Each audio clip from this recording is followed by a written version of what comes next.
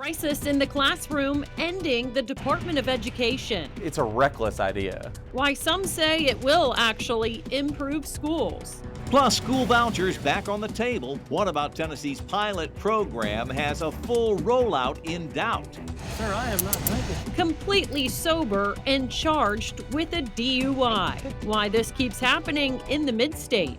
A home padlocked by police. What officers say they found inside.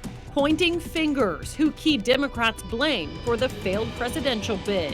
Fox 17 News at 9 starts now. Middle Tennessee's only primetime news. This is Fox 17 News at 9, your Code Red station. Getting rid of the federal Department of Education could be disastrous for Tennessee schools. I think without the federal government's interference, we're going to actually have a much better education program. Tonight in Crisis in the Classroom, President-elect Donald Trump could do away with the U.S. Department of Education. Good evening, everybody. I'm Scott Couch. And I'm Megan O'Halloran. This was part of Mr. Trump's Agenda 47, but even the prospect is dividing educators in Tennessee. Fox 17 News' Caitlin Miller joining us live from the state capitol with both sides of this growing debate. Caitlin. Megan, Scott, some Republican state lawmakers believe that less interference from the federal government will enhance educational programs here in Tennessee, while some Democrats say it will be detrimental because we'll lose a huge part of our funding and protection from the federal government. Education leaders say President-elect Donald Trump attempted to dismantle the U.S. Department of Education during his first term and now say it's a top priority for his second term. Republican Senator Mark Pody supports the move and says education was never supposed to be regulated by the federal government. He says it was always meant for state government. I think they've overstepped their power and authority at that point. But Democratic State Senator Jeff Yarborough argues the U.S. Department of Education is critical. Almost all the standards that are set for ensuring that they get a high quality education, that they get some access to learning and to a better future, like those rules are primarily brought in by the federal government. J.C. Bowman with the Professional Educators of Tennessee adds the U.S. Department of Education is also a layer of protection if a teacher is abused or making sure disabled students get the resources that they need. But Senator Pody believes focusing on the state will lead to a better education program. I think that we're going to get actually a lot better bang for the dollar that's spent without that layer of interference from the federal government.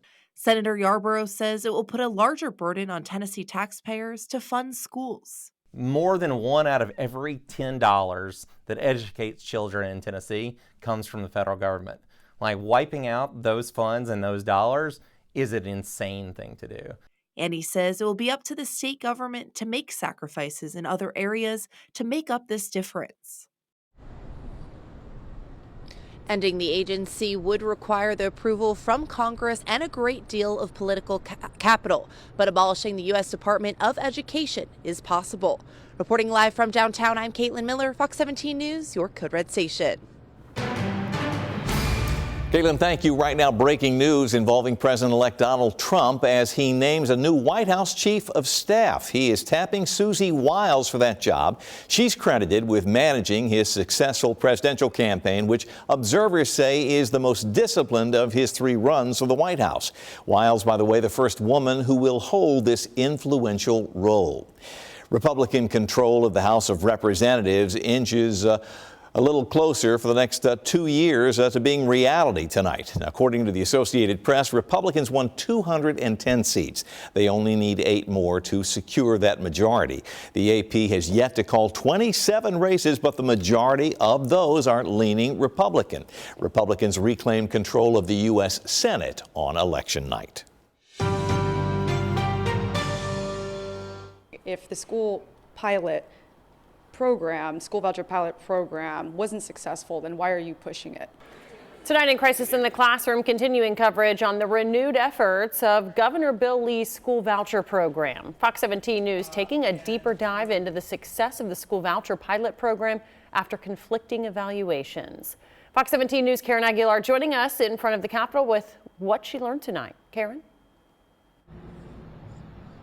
We found the TCAP scores in the pilot program were unfavorable. However, Governor Bill Lee and Senate Majority Leader Jack Johnson say it was successful because of high parent satisfaction. For Governor Bill Lee and Republicans, passing a new bill offering parents state money to send their kids to private schools is a priority. We looked at the success of the current school voucher pilot program for the 2022-2023 school year with this report.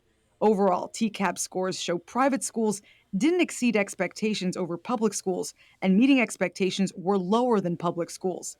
State Senator Jack Johnson, who co-sponsored the school voucher bill, tells me that's not the full picture. Why is that not an indication that it's not successful? Well, keep in mind that 2019 legislation that created the Education Savings Account programs that's been in effect effectively for one and then part of another school year. That program is targeted for kids that are trapped in failing schools. Johnson tells me the data is incomplete since legal battles delayed enrollment, keeping students from attending a full academic year. Senator Jeff Yarborough tells me if the data is incomplete, there shouldn't be a push to pass the school voucher bill. We should wait until we have full data that shows that it does work before we expand the program to be statewide. Governor Lee and Johnson say the program is successful because more than 90% of parents whose kids are using the vouchers are satisfied. What the government dictates in terms of academic success may differ from what a parent determines to be academic success. But critics say TCAP scores define success. I think it's crazy for the state government to define success one way for the public school system and then to start using a totally different metric. The Tennessee Department of Education says the 2023-2024 TCAP scores will be released in the fall. Reporting live in front of the Capitol, Karen Aguilar, Fox 17 News, your Code Red station.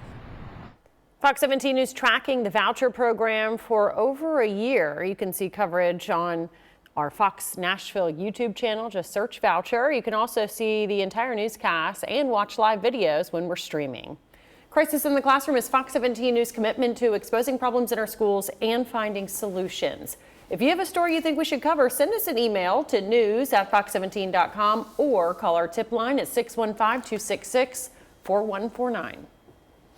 Turning to weather now, Code Red Chief Meteorologist Katie Morgan is trying to lasso the fog and get it out of our way, or at least let us know where it's going to be. Yeah, again, yesterday it just popped up and it became dense in some spots, especially east of the Interstate 65. We're already starting to see a little bit of that this evening, down to 1 mile visibility toward the upper Cumberland region and the Cumberland Plateau. And again, I think it will be patchy as we head through the overnight tonight, as we've had another kind of drizzly and misty evening. In fact, walking in from dinner, I saw some of the mist hanging around. So we will gradually start to dry out. The stationary boundary is now to the south and to the east of Nashville. So slowly but surely we will begin to clear. We won't completely clear out for Friday, but we will see, I think, some breaks in that cloud cover for some sunshine. Live look on Broadway always becoming a little more rowdy on a Thursday night in the preview of Friday, but temperatures are not too bad. Not a bad night to be out and about. Cloudy skies, of course, here downtown. Our temperature sitting at about 62. 55 our temperature overnight, so we do cool down a little more. Again, due to the fact that that front is now through much of Middle Tennessee. Exception will be for those Tullahoma, McMinnville, a little warmer, right around 60 degrees for the early part of tomorrow at the bus stop. Right around those upper 50s, mostly cloudy skies, the story for us. Mainly dry for tomorrow. A nice break from the showers, but the stormy pattern continues. I am looking at rain on the way for your weekend. We'll time it out for you in your Fox 17 Code Red forecast. Thank you, Katie. Just ahead, mid-state drivers arrested for DUI without having any alcohol or drugs in their system. How this keeps happening. And pointing fingers after a failed presidential bid, who Democrats are blaming.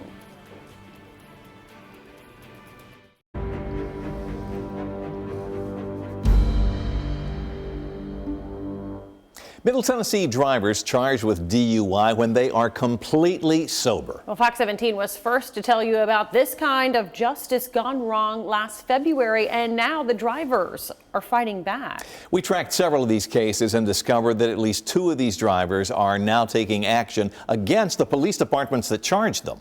Well, those drivers telling Fox 17 News' Kelly Avellino their efforts are costing at least one city some cold hard cash. Sir, I am not drinking. But the pleas from middle school teacher Jeff Adams didn't work after 2 Goodlettsville police officers pulled him over. Neither did telling investigators about his double hip replacement that makes walking a straight line shaky. Do you have any medical problems that would impair your judgment? No, not judgment. Standing, I've had 2 hip replacements, so it is hard to stand. Do you drink occasionally, or? I don't drink at all. In fact, Adams initially offered to take a field sobriety test, confident he'd pass. Little did I know, as soon as I got out of the car, I was pretty much going to jail because he seemed very excited that I said I would do a field sobriety test. But Adams misjudged his own ability. He then hoped a breathalyzer test would exonerate him on the spot. I don't drink.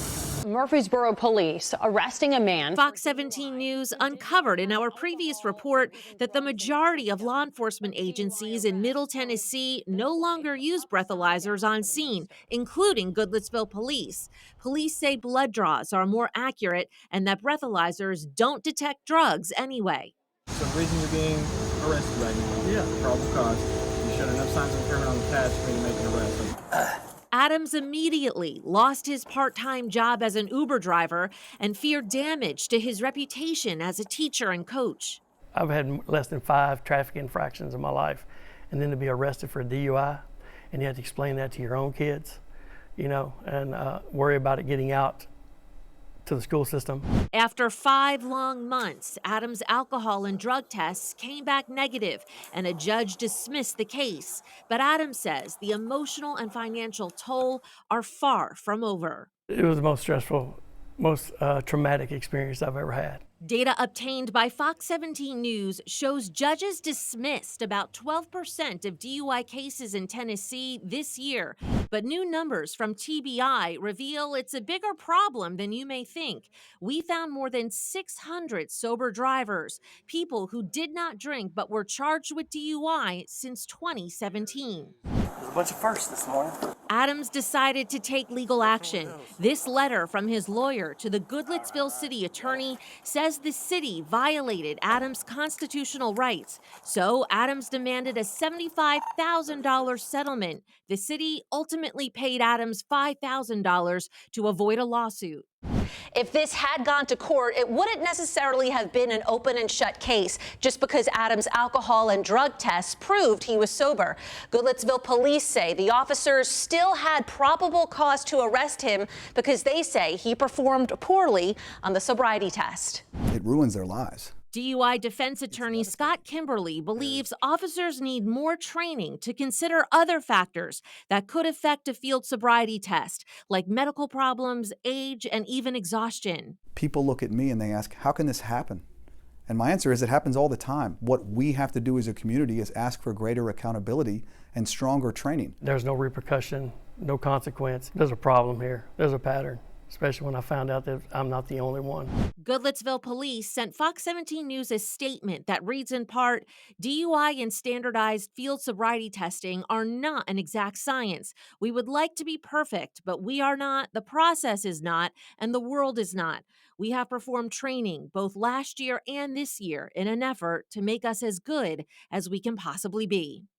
In a similar case, a 76-year-old man I interviewed in Rutherford County was also charged with DUI when tests ultimately proved he was not drinking. He's now suing that county for $400,000. That case is still making its way through federal court, and I'll be following it and will certainly let you know what happens. I'm Kelly Avellino for Fox 17 News, your Code Red station. Tonight's Fox 17 viewer poll on X asks whether you think Tennessee should pass a law requiring law enforcement agencies, police and sheriff's departments to have breathalyzers. 212 people weighing in, small sample size, but more than 2/3, 67% say yes, we think they should. 33% say no. The poll's still live right now. If you'd like to get in on this, I should say, you can scan the QR code on the right-hand side of the screen. It'll take you to our X page at Fox Nashville, and we will update the results tonight on Fox 17 News at 9. All right, kind of a weird weather week. It really has been, hasn't it? A little, yeah. Yeah, especially since we've been so dry, and now we've kind of got this weird humidity for this time of year. But not really and the wet, mugginess. Yeah. Sort of some fog. Sort of some fog, sort of some mugginess. Like we're in an identity crisis. Like we don't know what we want to be. Right. All the while, we have not Welcome seen. to London. Right. We haven't seen any cold weather really so far for the fall season. This is the live look here from our Metro Center camera. I love these kinds of nights, though. I saw this on my way back in from dinner break. Notice the brightness that is almost showing up in the cloud cover. We have such a low-level cloud deck in place right now, and if you're wondering why it might seem brighter at night, tonight, it's because we've got this low cloud deck that is then bouncing all of the night lights from downtown from the cloud cover here. So it actually appears lighter due to all of the downtown light bouncing off that low level cloud deck. So kind of a neat, when you walk outside, it doesn't feel quite as dark just because we've got that low cloud cover kind of reflecting the light back down to the surface.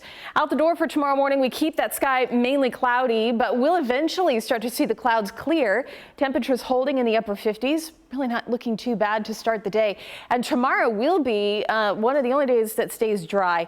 I can't rule out a stray shower or mist, kind of like what we've been dealing with today for the early part of tomorrow, but we will gradually dry and clear out a little bit for the afternoon. Saturday and Sunday, different story. Another chance for showers and storms moves in. The good news is it does look like we should be code red clear, so no chance for severe weather, but we are looking at showers and storms to begin later in the afternoon and into the evening on Saturday, and then off and on through Sunday. So both days we've got chances for rain, perhaps a slightly better chance of dry weather on Saturday. So let's walk you through tomorrow. We'll start the day with mainly cloudy skies, maybe a stray shower, but notice as we head towards noon, we dry out nicely. Should see some sunshine for the later half of the afternoon hours. And as we go into early Saturday morning, we'll start the morning with partly to mostly cloudy skies, rain to our south and west that will fill in by lunchtime. Could become heavy at times as we head through the afternoon. Notice Saturday night into early Sunday, a brief break before more rain fills in here through Sunday morning and midday. There will be a sharp cutoff. That'll be the front that passes through. This is lunchtime.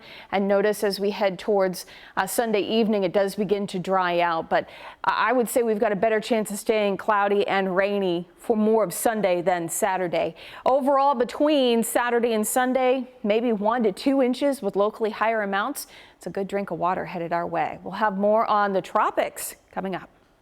President Biden addressing the nation about the results of the presidential race. I'm Atra Al-Nashar in Washington with a look at his post-election message. As the dust settles on the election, some Democrats are already pointing fingers at President Biden's refusal to drop out of the race sooner. Of course, the question is, would it have made a difference? Fox 17 News' Atra Al-Nashar with the latest on that debate. Good morning. Good morning. President Biden trying to inspire optimism Thursday morning as Democrats are still reeling from Vice President Harris's loss to President-elect Trump. She gave her whole heart and effort, and she and her entire team should be proud of the campaign they ran. In this moment of division, encouraging unity. I know for some people, it's a time for victory, to state the obvious.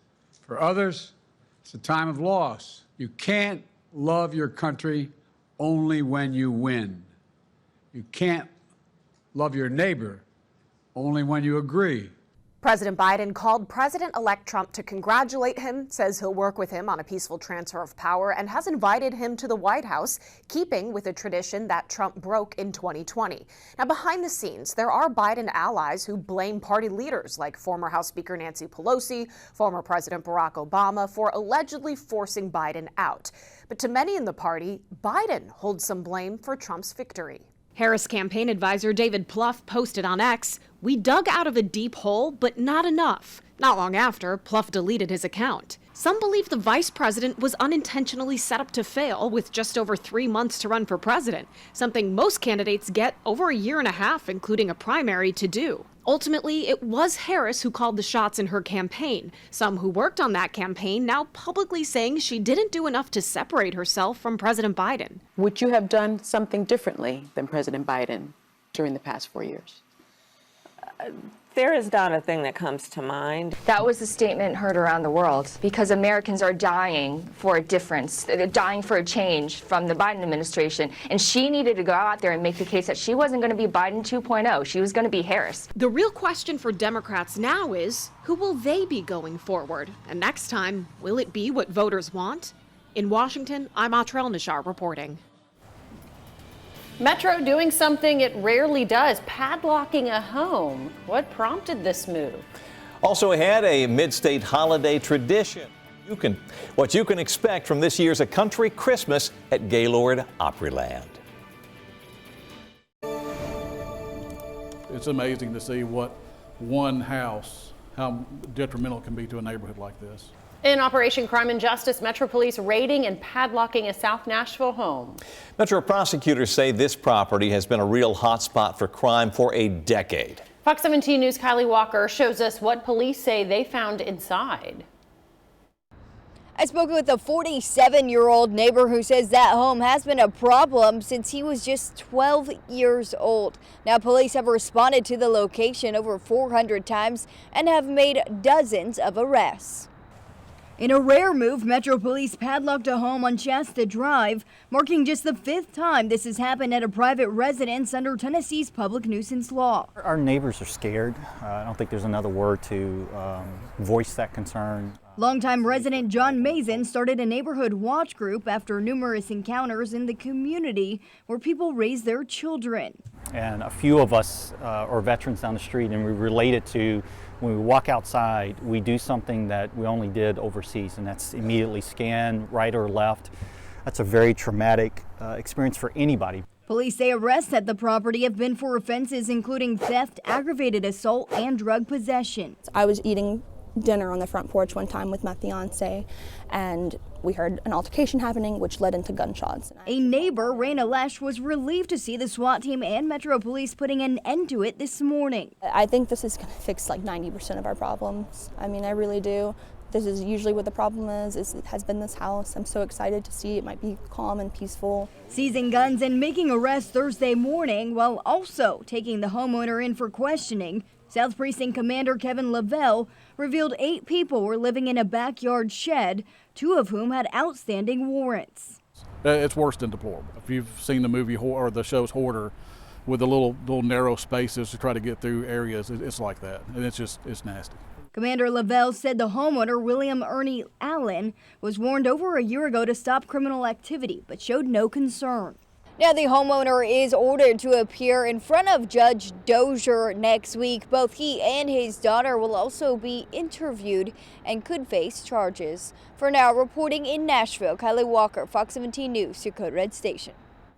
To see pictures of the Metro Police raid, go to fox17.com and search nuisance.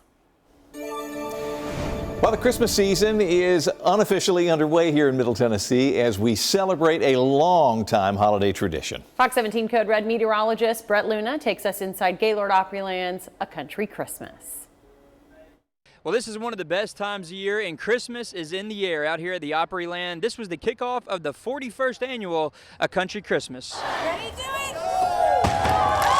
Hundreds of people came out to see 5 million lights light up the night sky, and a really cool fireworks show too. Trees all over the Opryland grounds are covered in Christmas lights. There's also a huge nativity scene and a really tall Christmas tree right beside it.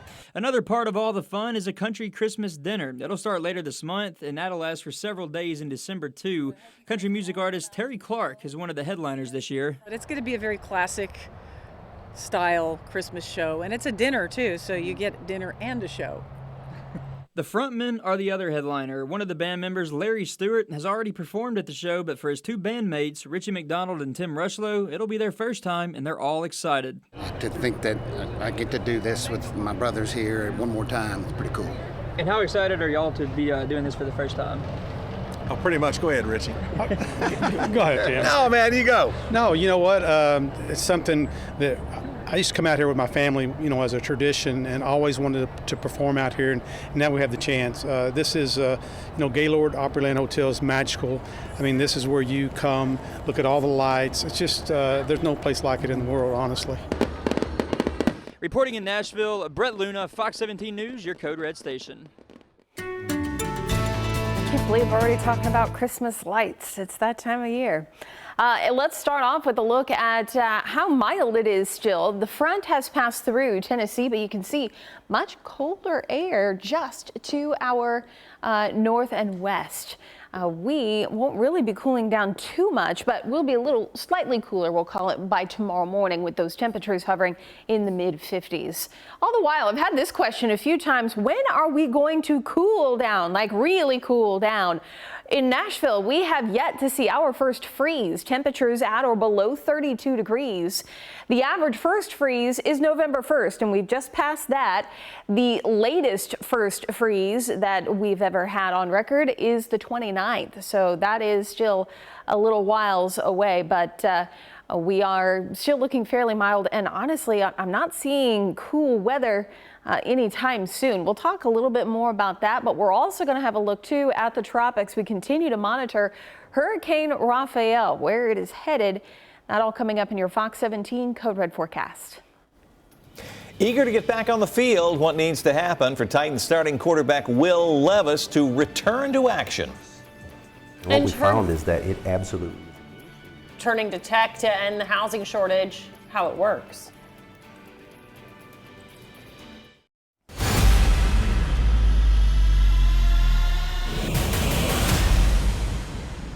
In sports, some good news for Titans fans. The starting quarterback Will Levis was a full participant in practice today. Well, Levis missed the last 3 games with a shoulder injury, but he's hoping to get the start Sunday in the game against the Chargers.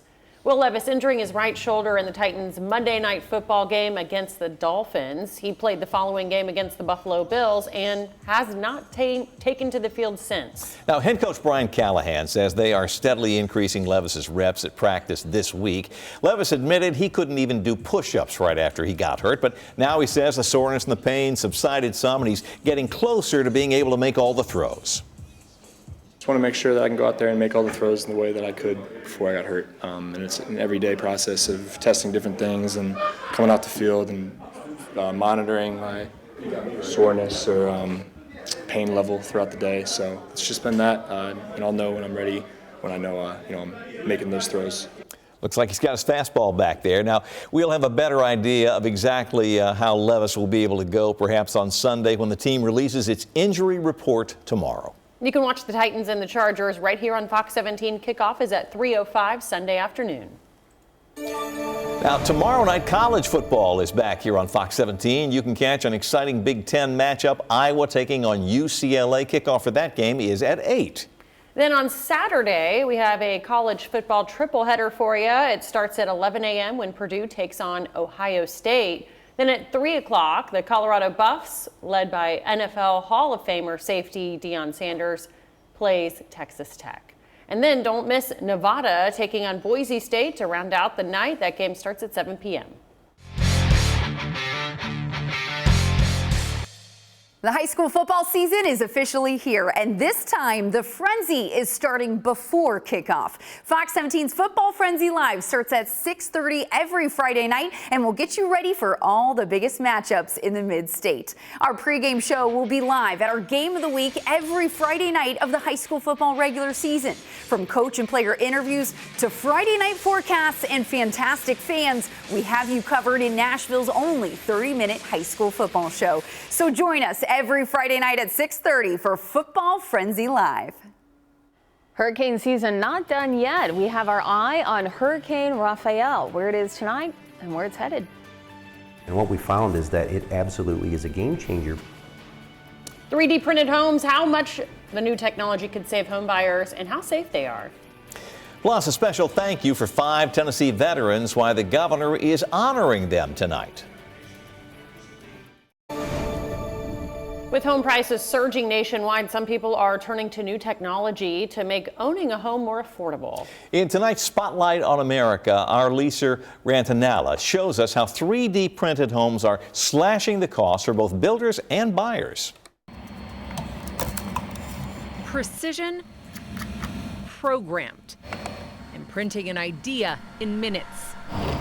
But a desired design for many is... Hello, come on up. Their own home. Can you tell with a newborn this is a small living space? Yes. So builders are learning how to turn 3 square inches on your tabletop into 1,500 square feet.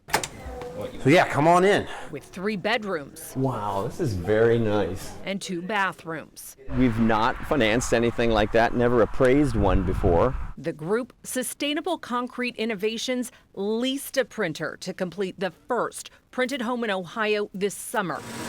They're now on their second. Actually, that's got a good core. With a printer they purchased from Dutch manufacturer Seba. That's it. How it's done. Seba already has 5 printers in the U.S., 2 in Texas, 3 in Florida. Why 3D print a home? And what we found is that it absolutely is a game changer. Learning layer by layer. This is the way that the print looks when we're finished. John Small needed the right mixture of concrete. You don't have to paint it, so it can be left the way it is. That won't crumble in colder climates. And now instead of a crew of 4 to 6 guys to build a house, 2 guys are printing the home. And here's the difference in cost. According to these builders, a traditionally built 1,000 square foot home would ring up to about $200,000 to build due to the labor and the supplies. But due to the automation, printing that same 1,000 square foot home would ring up to about $160,000, a $40,000 difference. Good boy. Wanting savings, good boy, and space sent this Columbus Pack 3D house hunting to Wapakoneta. You took the drive. Absolutely. 90 miles away. Did you bring Grace? Absolutely. And Liam. I loved it. It's awesome. They've been living in their 2-bedroom apartment. This is the main area. This is where we hang out. Longer than expected. No shake. Down. To save for a down payment.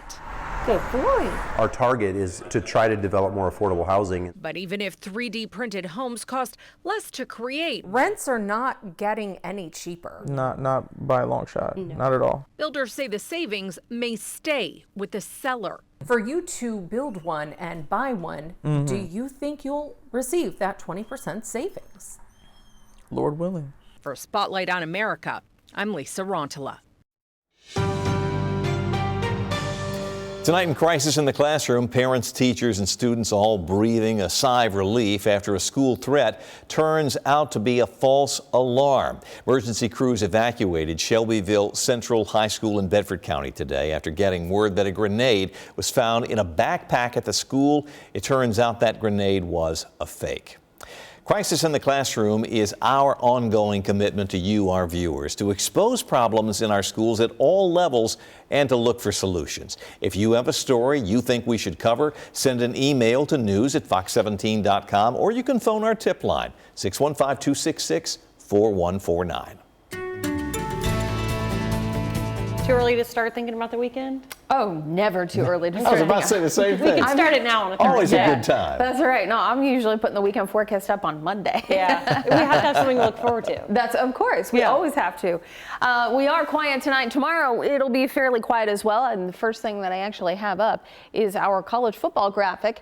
So we've got Mississippi State in town in Knoxville taking on UT. Expecting a few showers around. Basically, showers possible at all of our games this week. MTSU at home taking on Liberty Saturday afternoon. A chance for showers and thunderstorms. TSU, the only away team in Western Illinois and Macomb, Illinois. A chance for rain there as well. And here at home in Nashville, Vanderbilt taking on South Carolina will also have a chance for showers and maybe a few rumbles of thunder. Thunderstorms not guaranteed, but I do think a few rumbles will be possible. Severe weather, though, not going to be a problem for us. We've been mentioning this above average weather. It continues to be quite warm. A good 65% of our afternoon high temperatures have been above average. So as we look down the road, unfortunately, our warm weather looks to continue in a big way. And honestly, I was looking at some of our long range models. There's perhaps a hint as we head towards maybe the 19th, 20th of a brief cool down.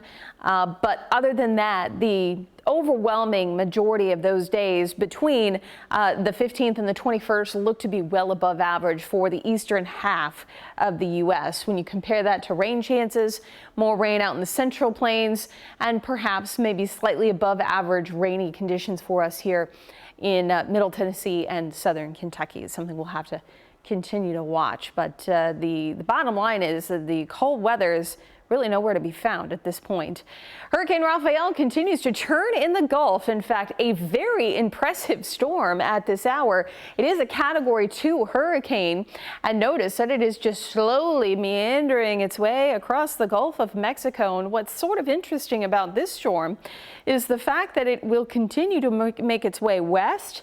And right now, Hurricane Center has it dissipating as we get into the weekend and into early next week. In fact, possibly dipping farther south into the Gulf here toward Mexico. This will be because of the steering currents.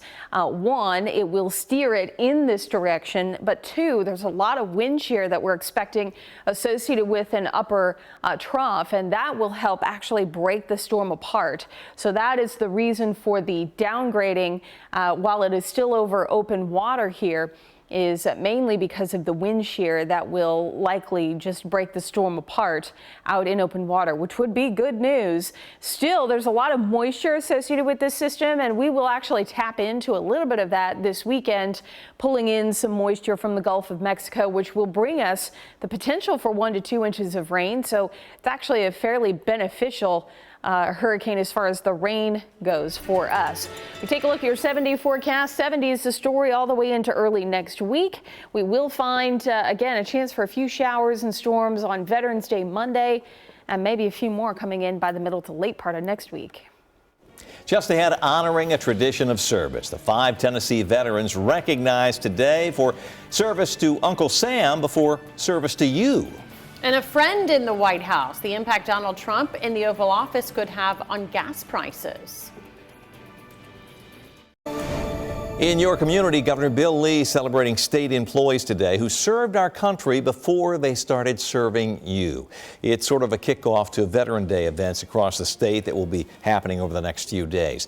The governor joined by Veteran Services Commissioner Tommy Baker and Tennessee Adjutant General Warner Ross. The ceremony honored all Tennessee veterans with a special recognition to 5 who are now serving the state with distinction. I have great hope and great confidence that this country will continue to be sustained, because there will continue to be hearts that are intent on fighting for the very freedoms that we and only we in America enjoy. The 5 vets singled out today include Air Force veteran Alan Goodwin, Marine Corps veteran Jeff Bajarki, Christopher Warren, who served in the Navy, and Army veterans Ruben Oliveras and Matthew Isbell. New tonight, United Communications says that they're ready to shatter internet speed limits across Middle Tennessee, and they're launching their new ultra-fast 8-gig internet service. The service begins its rollout in Shelbyville first. If you want to see when it's coming to your area, just click on Fox links on our website, fox17.com. A friend in the White House, the impact Donald Trump in the Oval Office could have on gas prices.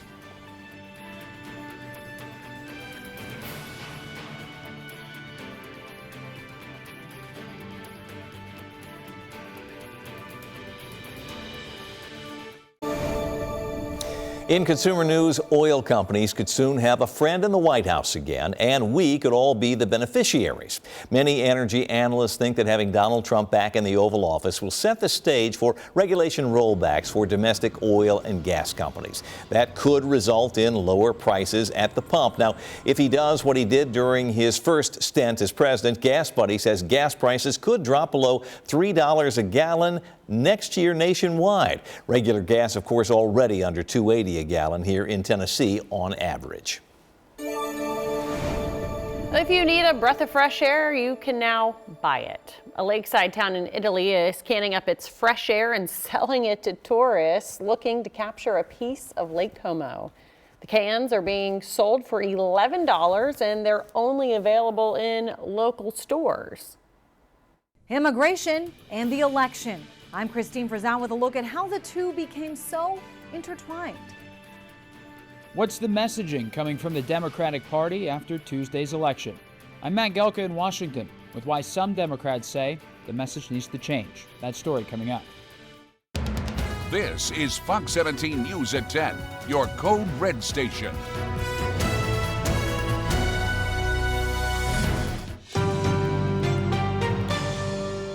it would put a huge burden onto Tennessee state government. I think that's going to be a strong benefit for our parents and our students here in Tennessee.